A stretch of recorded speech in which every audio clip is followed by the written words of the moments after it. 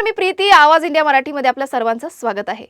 America आणि इस्रायलने इराणवर हल्ला केल्याने युद्ध सुरू झालं असून इराणकडूनही पलटवार करण्यात आलाय.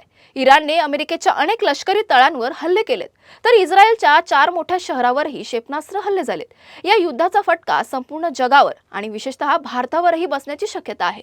युद्धामुळे भारतीय अर्थव्यवस्थेवर गंभीर परिणाम होऊ शकतो.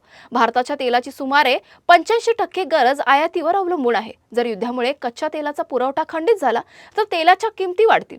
एका डॉलरच्या वाढीमुळे भारताचं वार्षिक आयात बिल अंदाजे 9,000 कोटी वाढू शकतं, ज्याचा थेट परिणाम महागाई आणि सर्वसामान्य जनतेवर होईल. इराण विरुद्ध अमेरिकेने घालून दिलेल्या निर्बंधांमुळे भारत इराण व्यापार कमी झालाय. 2024-2025 आर्थिक वर्षात दोन्ही देशांमधील एकूण व्यापार 1.68 अब्ज अमेरिकन डॉलर्स इतका होता.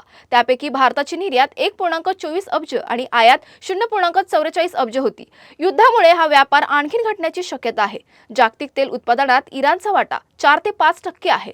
जर युद्ध सुरू राहिले त्यामुळे भारताला महाग कच्चे तेल खरेदी करावे लागेल, ज्यामुळे देशातील इंधन आणि जीवनावश्यक वस्तूंच्या किमती वाढू शकतात आणि महागाई वाढेल.